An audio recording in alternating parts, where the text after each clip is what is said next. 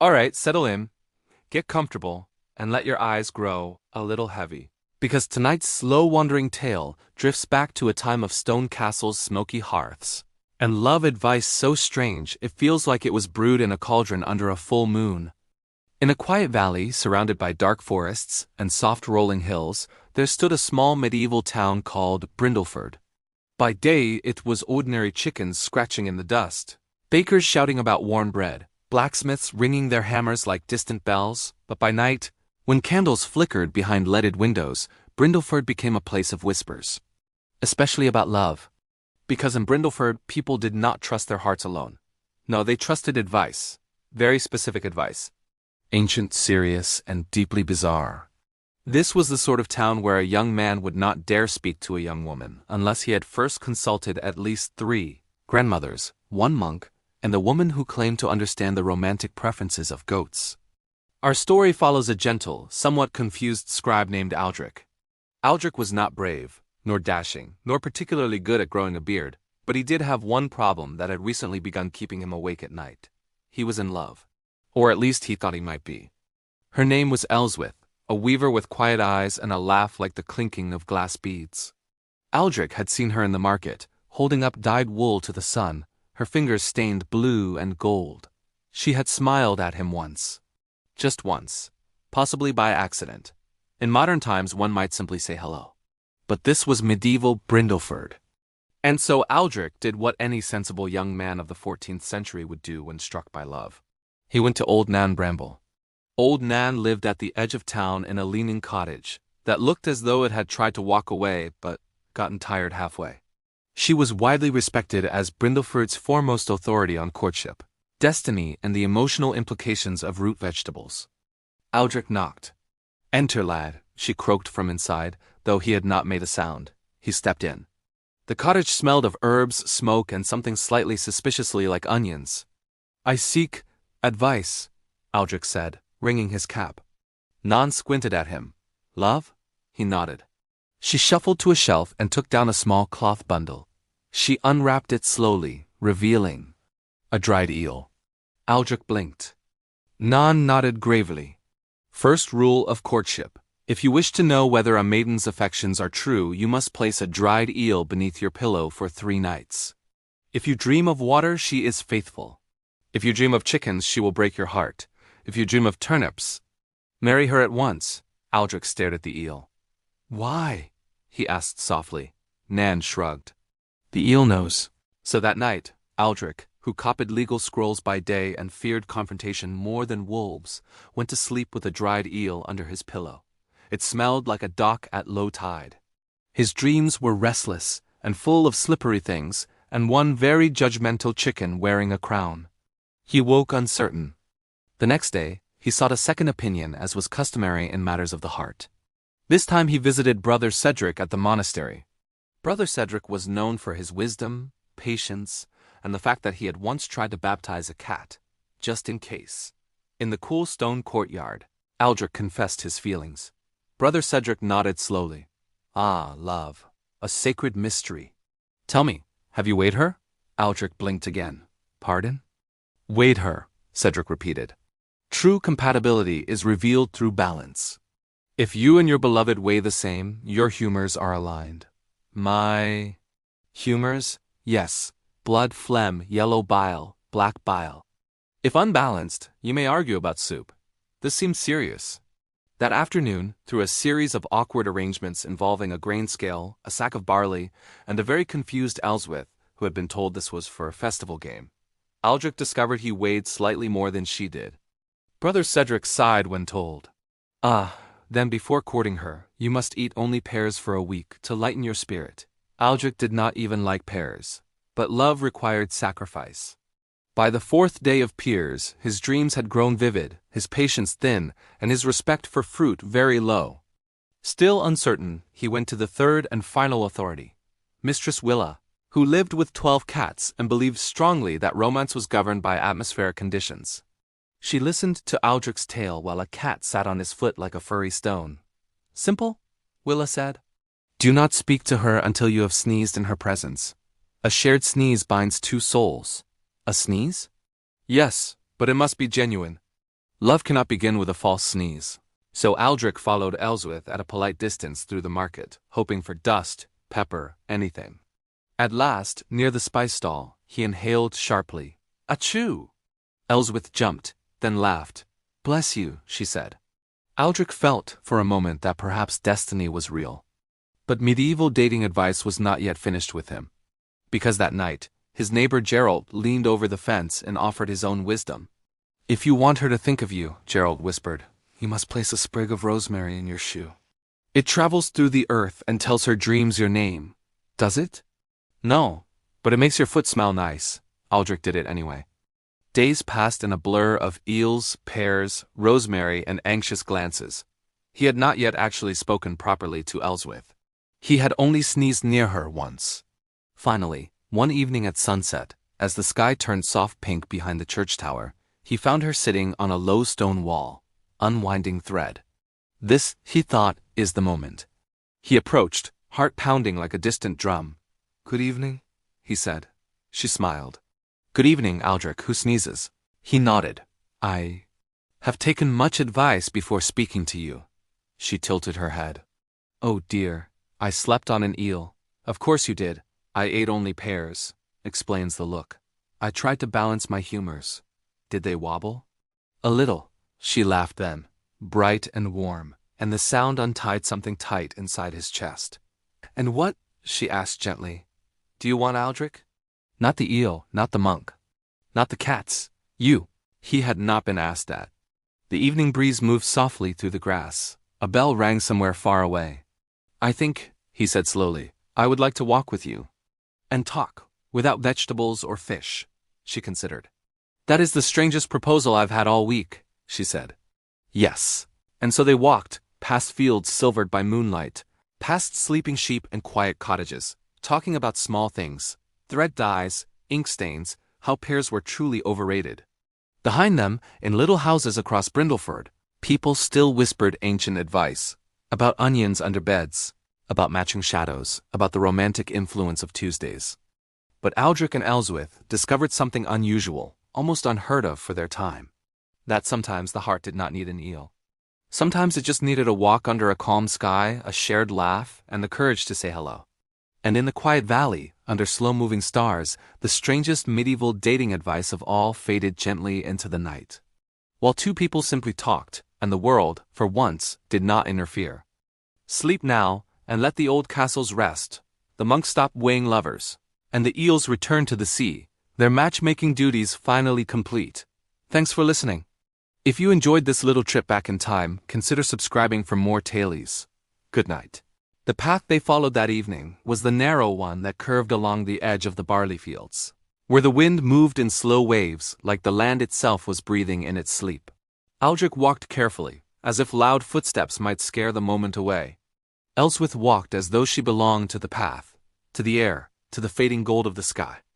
For a while they spoke of simple things, how wool took dye differently in winter, how ink froze in Aldrich's pot last year, how Master Holborn's donkey had recently developed an unreasonable fear of cabbages. The sort of talk that feels small but wraps around you like a blanket. Then, just as the moon lifted pale and round above the tree line, Ellsworth said, My aunt would be very upset with me right now. Aldrich stiffened. Why? Because I am walking beside a man after sunset and have not yet tested your sincerity with melted cheese. He stopped walking. I'm sorry, what?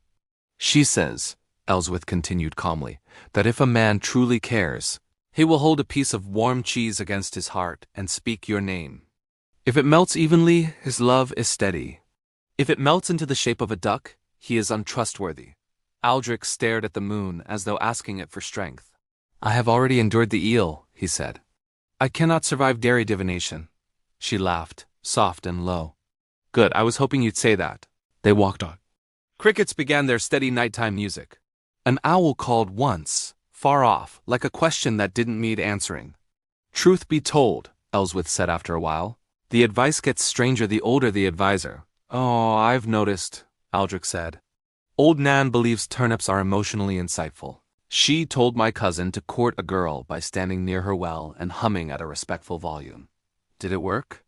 No, but he did marry a baker instead, so perhaps the well was involved. They smiled in the dark. The town of Brindleford lay behind them now, its windows glowing like a scattering of low stars.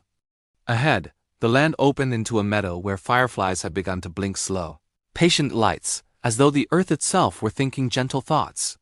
Aldrich felt the quiet settle inside him. "I was very nervous," he admitted. "About me?" "Yes, and also about the possibility of being weighed again." "That is fair," he took a breath. "I kept waiting to feel certain, as if love should arrive like a trumpet, or at least a firm knock." Ellsworth nodded. "My mother says you know it's love when your stomach drops. That sounds unpleasant. She also says that might just be bad stew. It's not an exact science." They reached the meadow and sat on a fallen log, warm from the day's sun but cooling now under the moonlight. For a long moment they said nothing, and nothing felt easy. In another part of town, at that very moment, Mistress Willa was explaining to a young couple that they must each whisper their hopes into a cabbage and bury it at a crossroads. Brother Cedric was advising someone to check if their beloved shadow leaned slightly to the left at noon. Old Nan Bramble was selling something in a jar that hummed faintly and should not have. But here, in the meadow, there was only the soft hum of night. "I think," Ellsworth said quietly, "people like strange advice because love feels big and wild. Rituals make it feel smaller, manageable." Aldrich nodded. "Like putting rules around the sea." "Yes, but the sea doesn't care." A breeze moved through the grass, brushing past their ankles. "Do you know," Aldrich said, "what I discovered after all the advice?" "What?" "The only moment that felt real was when you said, 'Bless you.'" She looked at him, surprised, then smiled, not the quick market smile, but the slower one, the one that stayed. "That was a good sneeze," she admitted. They both laughed softly, the sound drifting up into the wide dark sky. Silence returned, but it was a warm silence now, like a room with a fire. After a while, Ellsworth lay back in the grass, hands folded over her stomach, looking up at the stars. Aldrich hesitated, then did the same, leaving a careful, respectful space between them, the sort of space that says not distance, but patience. Above them, the sky stretched deep and endless. Stars trembled faintly, ancient and calm. "My grandmother," Ellsworth said drowsily, "claimed lovers should choose a star together. If it falls, the love was false. That seems risky. Stars fall all the time." She also believed geese could predict weddings. Were they accurate? "Only about geese." Aldrich watched a thin cloud drift slowly across the moon. "I don't think I want a star," he said. "They're too far away, hard to talk to. What do you want then?" He thought for a long moment. "This," he said at last. "Walking, talking, knowing what makes you laugh. No vegetables involved." She turned her head toward him. "That is the most radical idea I've heard all year." The fireflies blinked. The wind moved. Somewhere, a sheep snored faintly. Their voices grew slower, softer, words stretching like cats in the warmth of the night. They spoke of childhood memories falling in a stream, stealing honey, getting lost in fog, and pretending not to be afraid. They spoke of small dreams, a bigger loom, a better chair, a window that faced sunrise. Nothing grand, nothing dramatic. Just two lives, gently unfolding beside each other. And as the night deepened, the old advice of the medieval world, the eels and cheeses and cabbage whispers, seemed to drift further away, like distant bells carried off by the wind. Because here was a quieter truth, one that required no ritual at all. That sometimes love did not arrive as thunder. Sometimes it arrived like this: a log under the stars, grass cool against your hands. A voice beside you, unhurried.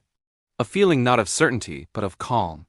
And in the peaceful valley of Brindleford, while monks slept and cats dreamed and jars hummed softly on crooked shelves, two people lay beneath the slow-turning sky, saying small things that mattered. And the night, kind and wide, held them both. The night grew deeper, the kind of deep that feels less like darkness and more like a soft, endless blanket pulled over the world. Aldrich drifted in that gentle space between waking and dreaming, where thoughts no longer walk in straight lines. Ellsworth's breathing beside him was slow and steady, a quiet rhythm that seemed to match the wind moving through the grass. Somewhere in the distance, water moved over stones in the stream beyond the meadow. A sound that had been there for centuries. A sound that would still be there long after advice about romantic eels had faded from memory. Aldrich dreamed. He stood in the middle of the marketplace, but it was strange and still, like a painting. Stalls were empty, banners didn't move. Even the pigeons were frozen mid-step. In the center stood old Nan, Brother Cedric, Mistress Willa, and old Tomas, all gathered around a large wooden table. On the table lay a heart, not a real one. A glowing golden shape, warm as candlelight. They all looked at Aldrich. Nan poked it with a spoon. "Needs onions," Cedric shook his head. "Out of balance. Too much hope, not enough caution." Willa squinted at the sky. Atmosphere unclear. "Might drizzle." Tomas leaned in. "Shadow looks fine." They all began arguing, their voices growing louder, circling the glowing heart, measuring, sniffing, adjusting. Aldrich felt a strange calm in the dream. He stepped forward. "That's mine," he said gently. They paused. He picked it up. It felt light, warm, steady. "I think," he said, "it works best when you stop poking it." The four of them looked at each other. Nan slowly lowered her spoon. Cedric tucked his scale away. Willa shrugged. "Weather's nice anyway," Thomas nodded. Onion's status remains personal. The marketplace brightened. The frozen pigeons took steps. A bell rang, and the strange council of advisors faded like fog in morning sun. Aldrich turned and woke. The meadow was pale with early dawn. The sky held that soft gray blue before sunrise, when the world feels newly made. Birdsong began in small, testing notes. Ellsworth stirred beside him, blinking at the light. For a moment they simply lay there, remembering where they were. "We fell asleep," she murmured. "Yes," he said. "Without consulting anyone. Revolutionary." Mist lay low over the grass, drifting in slow ribbons. The town of Brindleford was still quiet, chimneys just beginning to breathe thin lines of smoke into the morning air. Aldrich sat up, brushing dew from his sleeves. "I had a dream," he said. "Was there cheese?" she asked. "No." "Good. They were all there. Nan, the monk. The Catwoman. Tomas. That sounds crowded. They were trying to fix my heart, like it was a cartwheel." She smiled softly. "Did they succeed?" "I told them to stop." She nodded, as if that made perfect sense. They stood stretching, a little stiff, a little damp, but strangely light. Like people who had crossed something invisible. The sun edged over the hills, spilling gold across the meadow. Light touched the town roofs, the church tower, the winding road. Morning in Brindleford. Somewhere a rooster crowed with unreasonable confidence. They began walking back toward town, side by side. No grand declarations. No ritual conclusions. Just two people who had shared a night of quiet and found it enough. As they reached the first cottages, Aldrich slowed. "Will there be more advice today?" he asked. "Almost certainly," Ellsworth said. "Will we follow it?" She pretended to think very hard. Only the sneeze won. That felt useful. Fair. They smiled at each other, the easy kind of smile that doesn't ask questions. Behind them, the meadow shimmered in morning light, as if holding the memory of the night gently in its grass. And in Brindleford, life would go on, bakers baking, monks pondering, grandmothers insisting that turnips knew things they absolutely did not. But for Aldrich and Ellsworth, something quiet had shifted. Not fate, not destiny. Just the simple knowledge that sometimes the truest path through love required no rules at all. Only time, only listening, only walking beside someone under a wide and patient sky. And as the day began, bright and ordinary, the most bizarre dating advice of medieval times faded into background noise. Still there, still muttering about cheese and shadows, but no longer steering the way. Because two people had discovered a gentler wisdom. And that was more than enough. Sleep well, drifting mind. Let the bells grow distant. Let the castles soften into hills. Let the old advice turn to dust. The meadow is quiet now. The stars have gone to rest. And the heart, unmeasured and unweighed, keeps its own calm rhythm in the light of a new day. The morning sun painted the cobblestones gold as Aldrich walked beside Ellsworth. The air smelled of fresh bread and dew-kissed flowers. A perfect morning, except for the town's helpful residents. First came Old Man Hemlock, his beard a wild gray bush. "Ah, young love," he boomed, startling a flock of pigeons. "You must perform the dance of the dawn goose. Flap your arms and honk at the sunrise. It seals the bond, you know." Aldrich and Ellsworth exchanged a wide-eyed look, trying not to laugh. They politely thanked him and hurried on. A few steps later, they passed the baker's wife, a woman whose arms were permanently dusted with flour. "I see you too," she said with a knowing wink. "You need the flower blessing. Each of you must toss a handful of my best rye flour into the wind at noon. If it blows back in your face, it's true love." Aldrich imagined trying to explain flour-dusted hair to his mother. "Well, keep that in mind," Ellsworth replied with a strained smile. It seemed everyone had a ritual for them. The blacksmith insisted they forge a tiny shared horseshoe. The seamstress suggested they sew their shadows together with invisible thread. The town librarian whispered that they had to read the same poetry book backwards at the same time under a full moon. The advice grew more bizarre with every street corner they turned. Spit in the town well for good luck. Balance a spoon on your nose for an hour. Sing to a turnip. By the time they reached the edge of town, near the old stone bridge, they were both breathless from holding in their laughter. The river flowed quietly below, the only sound for miles. The constant chatter of well-meaning but utterly strange advice had faded away. Aldrich looked at Ellsworth, her eyes sparkling with amusement, the morning light catching the stray strands of her hair. He felt a warmth spread through his chest that had nothing to do with flapping like a goose or being covered in flour. "So," he began, a grin playing on his lips, "should we start practicing our honks? Or find a turnip to serenade?" Ellsworth laughed, a clear, bright sound that echoed over the water. "I think I'd rather just stand here with you," she said softly. Without any spoons on our noses in that quiet moment, with no one around to offer any more strange rituals, they found something simple and true. He reached out and gently took her hand. Her fingers laced with his, fitting perfectly. It wasn't a grand, complicated ceremony. There were no geese, no flour, no invisible threads. It was just them, the quiet river, and a shared understanding that what they had didn't need any special magic. It was already there, plain and simple. Aldrich realized that all the town's advice, as well-intentioned as it was, missed the point. You don't need a secret recipe or a quirky ritual to know when something feels right. Sometimes the most powerful connection is the one you build yourself, in the quiet moments, far from the noise of the world. As they stood there, hand in hand, they knew their story wouldn't be written by the town's traditions, but by their own hearts. And that felt more magical than any spell. What do you think? Do we rely too much on outside advice when it comes to matters of the heart? Let me know your thoughts in the comments below. Thanks for watching, and if you enjoyed this little story, be sure to like and subscribe for more. See you next time. The Weaver's Lane was narrow and crooked, the kind of street that seemed to have grown naturally rather than being planned, like a vine finding its way between stones. Strips of dyed wool hung from wooden beams overhead, soft reds, deep blues, cloudy grays, turning gently in the morning breeze like quiet flags. Ellsworth's workshop sat near the end, its door painted a brave but slightly uneven green. She pushed it open.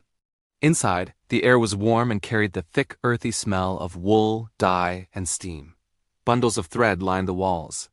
A loom stood near the window where sunlight pooled on the wooden floor like spilled honey.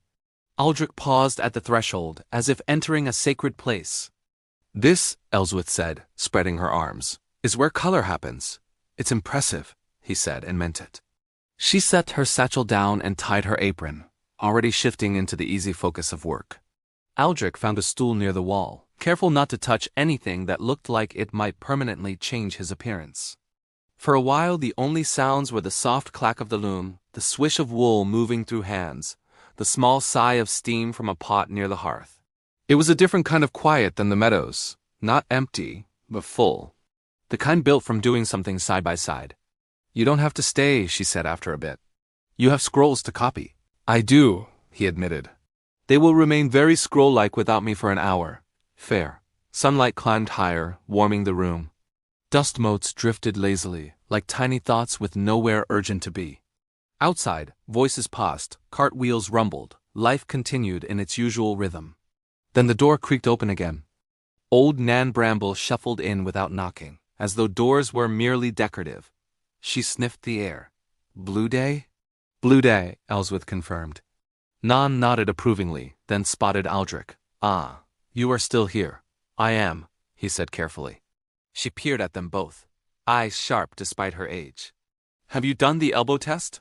Aldrich froze. Ellsworth closed her eyes briefly. Nan pressed on. "Stand back to back and bump elbows gently. If you wobble, you are ill-suited. If you remain upright, the partnership is structurally sound. Aldrich looked at Ellsworth. She bit back a smile. Well? He stood. They positioned themselves back to back in the middle of the workshop. Wool watched from the walls, gently, non-instructed. They bumped elbows. There was a small, awkward shuffle. Aldrich windmilled slightly. Ellsworth grabbed his sleeve. They both wobbled. Then steadied. Nan nodded slowly. Acceptable foundation. Might need reinforcement through shared soup. She shuffled out as abruptly as she had entered. Silence. Then Ellsworth laughed, not loudly, but in that helpless, quiet way that makes your shoulders shake. Aldrich joined her. I nearly failed the elbow test, he said. You recovered heroically. I owe it to your sleeve. They returned to their places, the loom clacking again, the moment settling into something warm and ordinary. Time passed softly. Aldrich found himself watching the threads cross and tighten, one line over another, simple motions building something strong without fuss. Does it ever feel strange, he asked, that cloth begins as loose strands? All the time, she said. Nothing holds at first.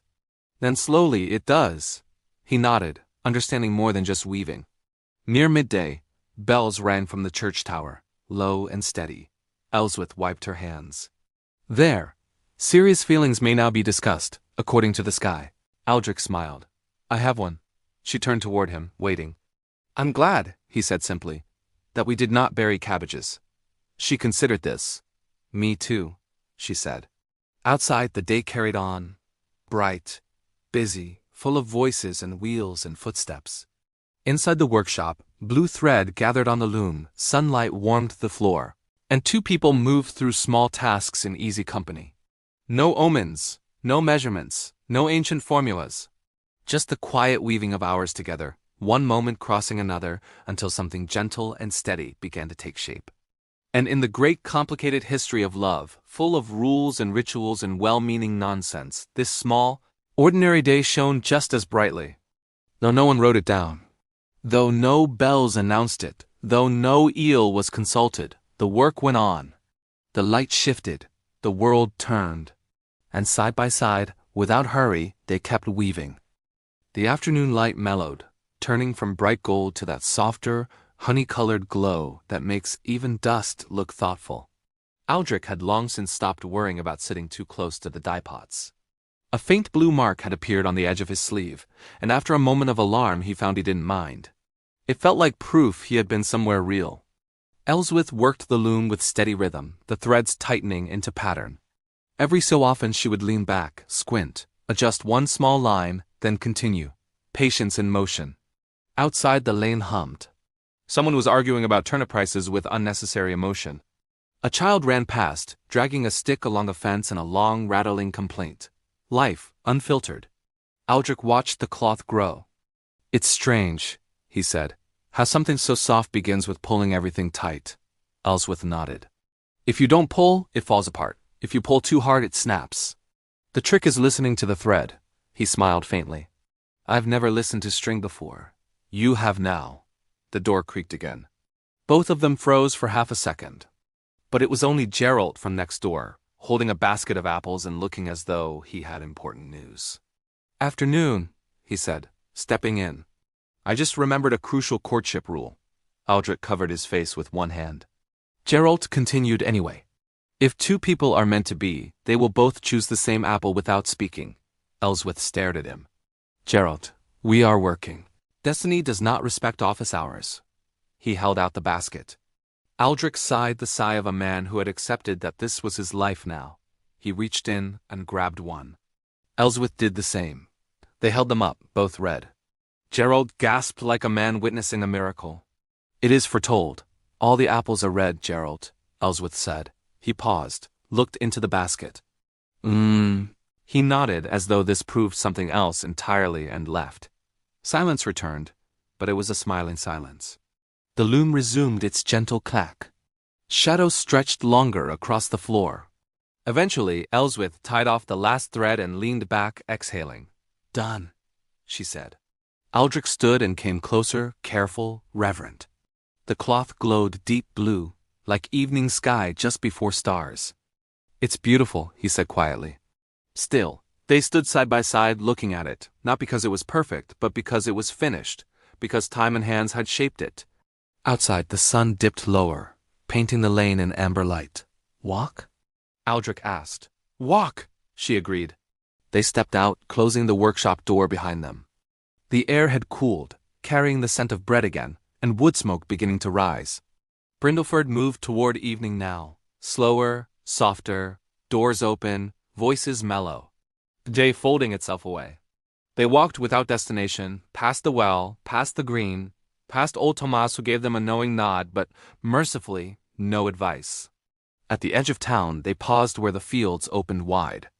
The sky was streaked pink and gold, clouds stretched thin like wool being carded by a giant hand. Aldrich took a slow breath. "You know," he said, "we never did determine if our humors match." Ellsworth slipped her hands into her sleeves. "Do you feel argumentative about soup?" "Not currently." "Then we're fine." "Fair." They stood there as the sun slipped down, the light softening, the world exhaling.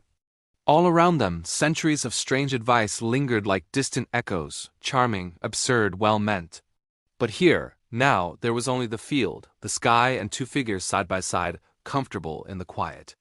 Love, it turned out, did not need decoding.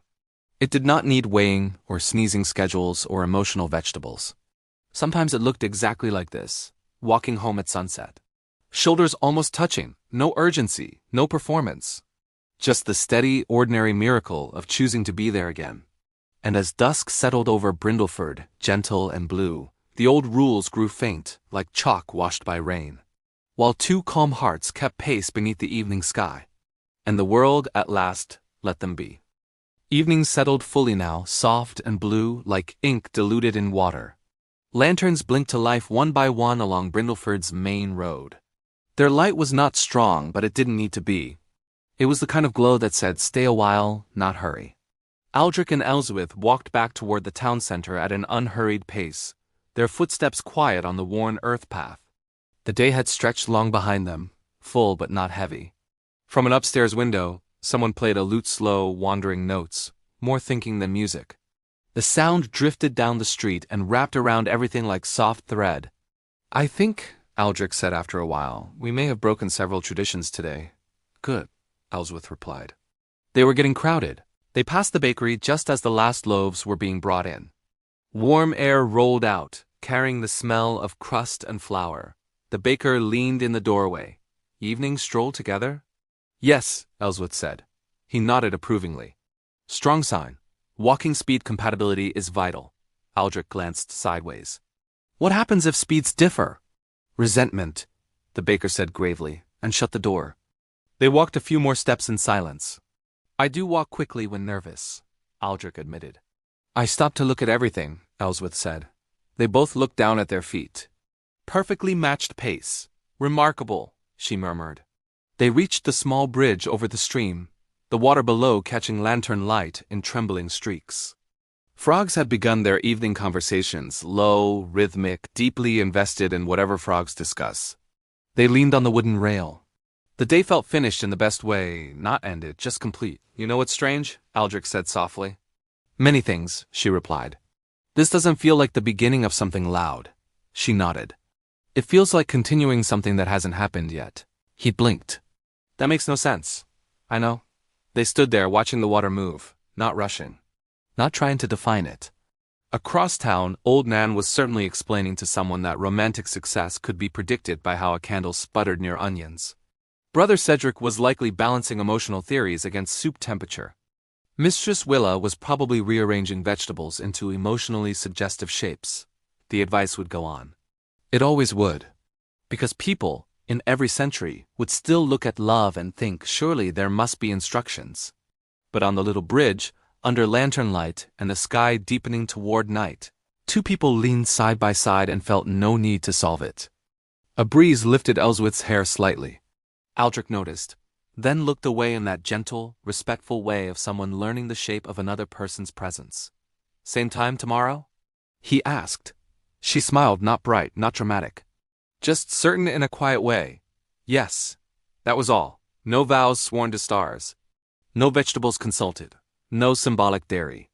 Just a small plan for another ordinary day. And sometimes in a world full of grand gestures and complicated rules, that was the rarest magic of all. They parted at the lane where her workshop stood, a simple goodnight between them, soft as the evening air. Aldrich walked home under the lanterns, feeling not triumphant, not overwhelmed, just steady, as if something inside him had stopped searching for signs and started trusting the path under his feet. Above Brindleford, the stars appeared one by one, quiet witnesses to countless human hopes, mistakes, rituals, and guesses. They had seen eels under pillows, cheese tests, shadow measurements. And they had also seen this, two small figures on a bridge, choosing tomorrow. And the stars, ancient and patient, said nothing at all. In the heart of the verdant shire of Oakhaven, nestled between rolling hills and a whispering forest, lived a young woman named Alara. Her days were spun from simple threads, tending to her father's apiary, her hands stained with the sweetness of honey and the scent of beeswax. She wasn't a lady of high birth, nor did she possess the famed beauty of the courtly maidens sung about by bards. Her charm was quieter, like the gentle hum of her bees on a warm summer afternoon. One crisp autumn morning, a knight, Sir Callan, rode into Oakhaven. His silver armor was tarnished from long journeys, his gaze weary but kind. He wasn't seeking glory or battle, but a respite from a world that had grown too loud. The village inn was full, and the innkeeper, knowing Alara's father had a spare room in their cozy cottage, directed the knight there. From the moment Callan saw Alara, he was captivated, not by a dazzling first glance but by the serene way she moved amongst the hives, unafraid, her soft voice a calming melody to the buzzing colony. He watched her mend a torn honeycomb with delicate care, her focus absolute. It was a kind of strength he hadn't seen on the battlefield, a quiet, nurturing power. Alara, in turn, was intrigued by the knight who spoke so little but observed so much. He didn't boast of his deeds or flaunt his title. Instead, he asked about the queen bee, the difference between clover and wildflower honey, and the rhythm of the seasons that governed her work. He would sit for hours simply watching her, a small, genuine smile gracing his lips. Their courtship was not one of grand gestures or flowery sonnets. It was a language of shared silences and small kindnesses. He would mend a broken fence post for her. She would leave a warm honey cake by his door. He'd bring her a rare wildflower he found deep in the woods. She'd show him how a new hive was thriving. Their conversations were like a slow-flowing river, meandering through tales of his travels and her deep knowledge of the land.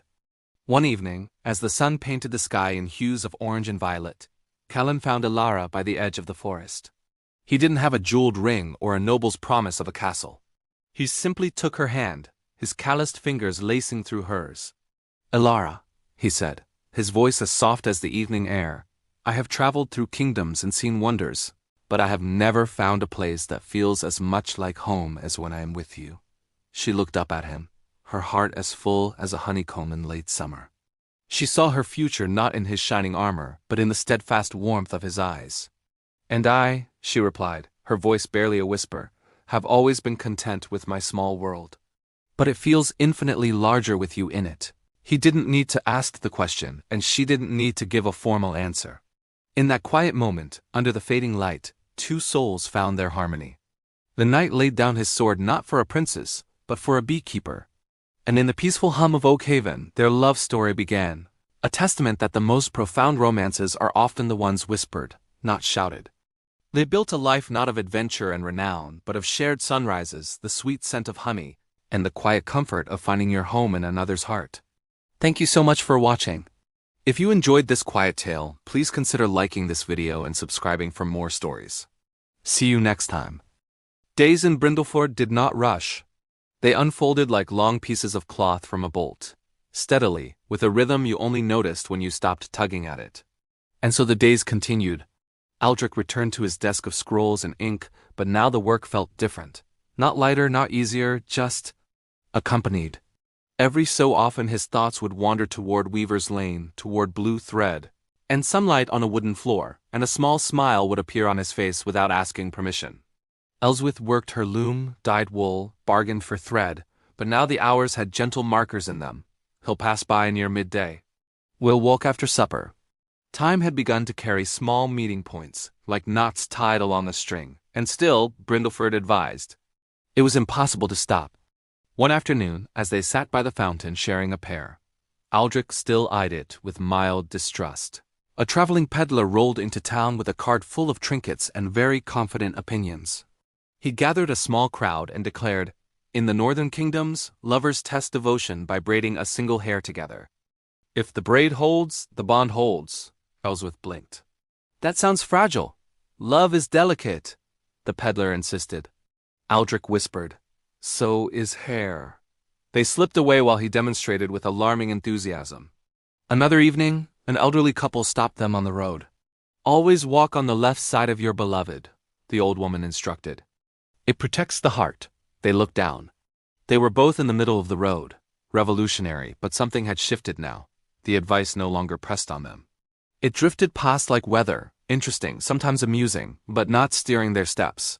One twilight, as summer began leaning toward autumn, they returned to the meadow where it had started. The grass was a little shorter now. The air held that first hint of coolness. Crickets tuned their evening music. They sat on the same fallen log. "Do you ever wonder," Aldrich said, "what old Nan believes causes rain?" Ellsworth thought. "Probably unresolved feelings." He nodded. "Explains storms." They watched the sky fade from gold to violet. "I used to think," Aldrich said slowly, "that love would feel like solving something." Ellsworth drew a line in the dirt with a twig. "And now?" "Now it feels like not needing to." She smiled at that, the quiet, knowing smile she had. They didn't hold hands. They didn't declare anything.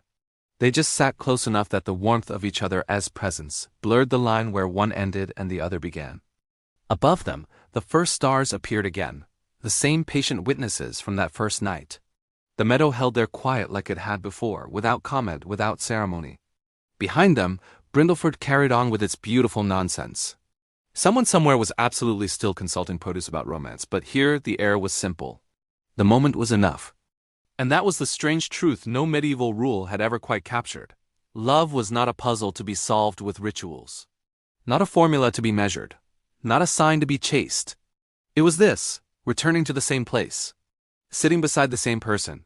Feeling the same calm settle in your chest. Again. And again. And again. The light faded. The stars grew brighter. The world softened at the edges. Aldrich let out a slow breath. "I'm glad we never did the cheese test." Ellsworth nodded. "It would have been messy." They stayed until the moon rose, pale and steady, washing the meadow in silver. Two figures on a log. No witnesses who mattered. No advice being followed. Just the quiet continuation of something that no one had named and didn't need to. And the night, kind as ever, folded gently around them. Autumn arrived the way it always does in quiet places. Not with an announcement, but with a subtle shift. The mornings held a sharper breath. Leaves began letting go one by one, drifting down with no urgency, as if even falling could be unhurried. The town of Brindleford adjusted. Cloaks came out. Bread smelled richer. Smoke from chimneys lingered lower in the air. And through it all, Aldrich and Ellsworth still walked. Not every day, life had its own weaving to do. But often enough that the path between their doors had become familiar to their feet.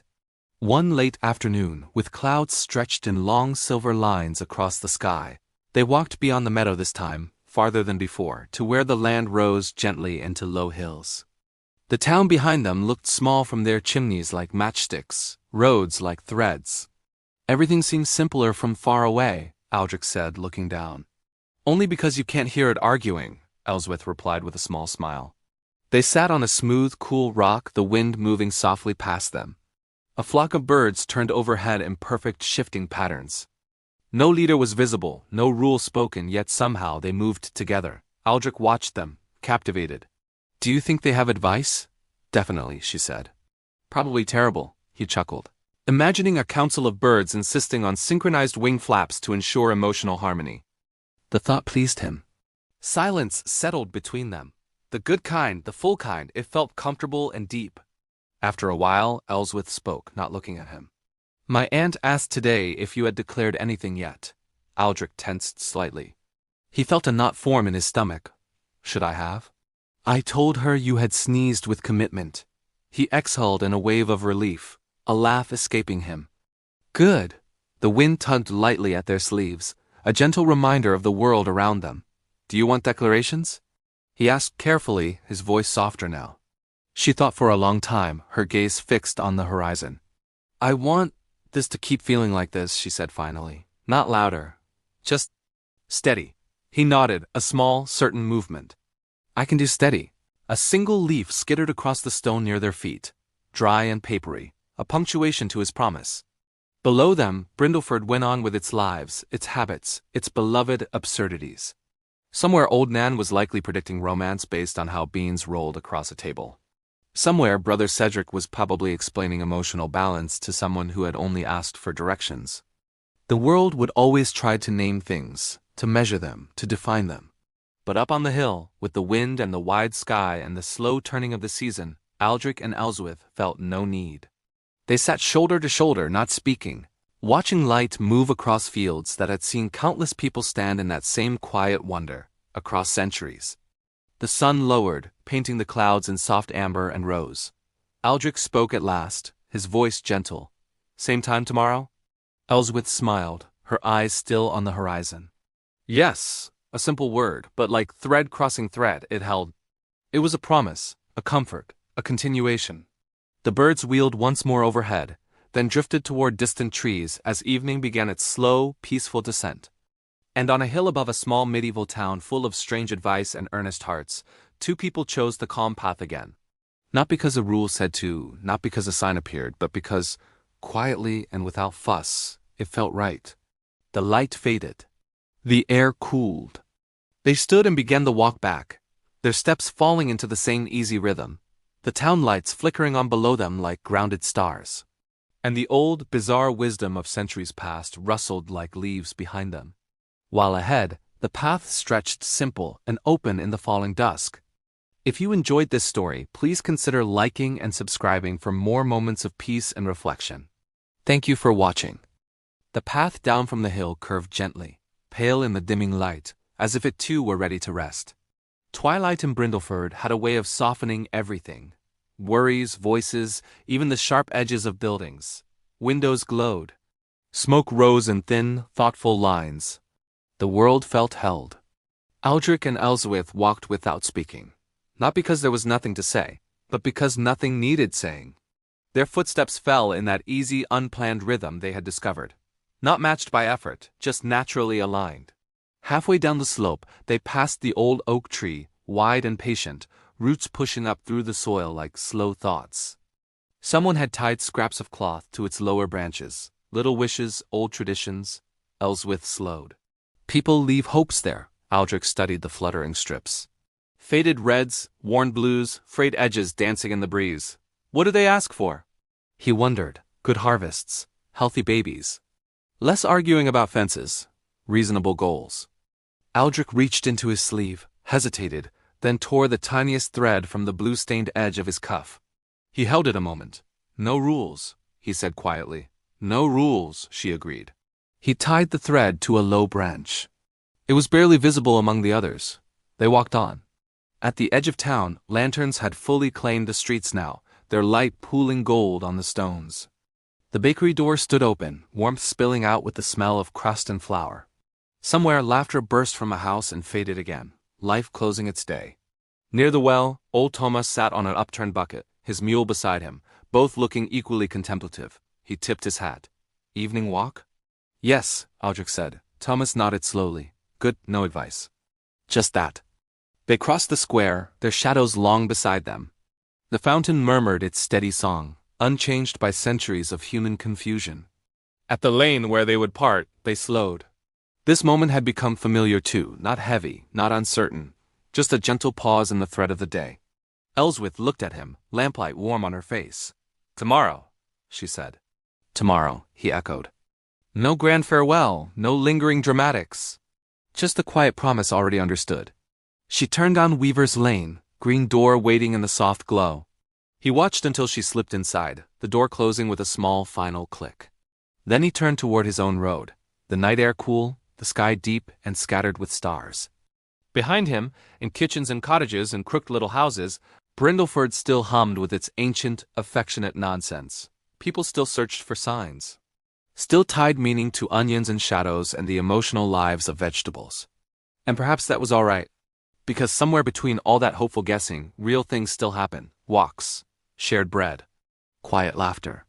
The steady choosing of the same direction, day after day. Above the town, the stars shone with their usual distant calm. Having watched humans invent 1,000 ways to explain love, and still somehow stumble into it the same simple way. Aldrich walked under them, hands tucked in his sleeves, heart unmeasured, untested, and perfectly at ease. And Brindleford, wrapped in lantern light and drifting smoke, settled into sleep once more, holding its strange traditions close, while two lives, without ceremony, continued gently forward. And the night, wide and patient, watched over it all. Winter did not arrive all at once. It whispered first, a sharper edge to the wind, frost tracing delicate maps on window corners. Breath visible in the early mornings, little clouds of proof that warmth lived inside. Brindleford slowed. Carts rolled less often. Doors stayed closed longer. The bakery's chimney never seemed to stop smoking. Even the fountain's voice softened, its edges touched with ice. But the walks continued. Not across meadows now, the grass lay brittle and pale, but along the town's narrow lanes where stones held the day as warmth, just a little longer. Aldrich wore a scarf that had once been brown and was now simply old. Ellsworth had woven herself a deep blue wrap from leftover thread, not perfect, slightly uneven, but warm. One evening, snow began to fall. Not a storm. Just slow, quiet flakes drifting down as if the sky were thinking gently. They stood under the awning of the bakery, watching the town soften. Snow gathered on rooftops, on fences, on the old oak's wide arms. Footsteps faded almost as soon as they were made. It changes everything, Aldrich murmured. And nothing, Ellsworth said. Fair. A small boy ran past, trying to catch flakes on his tongue with extreme seriousness. From a nearby doorway, old Nan called, "If snow falls on your shoulder at the same time, it's a sign of lasting affection." Aldrich and Ellsworth looked at each other. A flake landed on his sleeve, another on her hair. They waited. Nothing else happened. Nan frowned. "Might be delayed," she muttered, retreating indoors. They laughed softly, breath fogging in the cold air. "Do you ever think," Aldrich asked, "we should give them advice back?" "Oh yes," Ellsworth said. "We could tell them love depends entirely on proper mitten storage. Critical factor." Snow thickened, turning lantern light into glowing halos. They began walking, boots crunching on the thin white layer. The town felt hushed, as if wrapped in wool. At the little bridge, they stopped again. The stream moved dark beneath thin rims of ice, still stubborn, still flowing. Aldrich leaned on the rail. "Everything looks simpler in snow, because it hides the clutter," she said. They stood close, not for meaning, not for tradition, just for warmth. Across the water, the world was quiet enough that they could hear flakes landing in the stream, tiny, soft endings. "I like this season," Ellsworth said. "It asks less of you." "Just endure, stay warm, keep going," Aldrich nodded. "Steady, steady." The words settled between them like something placed carefully on a shelf. No declarations had come. No dramatic moment had demanded one. Just days, then weeks. Walks in sun, in wind, now in snow. And still, it felt the same, calm, certain, like a thread that did not pull tight or fray, simply held. Behind shuttered windows, Brindleford's people still told stories. Still passed along rules born of hope and confusion, and the very human need to understand the heart. But outside, on a snow-dusted bridge under quiet lantern light, two figures stood side by side, watching winter arrive. No tests being performed, no omens consulted. Just shared warmth in the cold, shared breath in the still air. Shared silence that felt full, not empty. The snow fell. The stream flowed. The town slept. And love, unmeasured, unmaimed, unadvised, moved forward the way seasons do. Gently, without fuss. One quiet step at a time.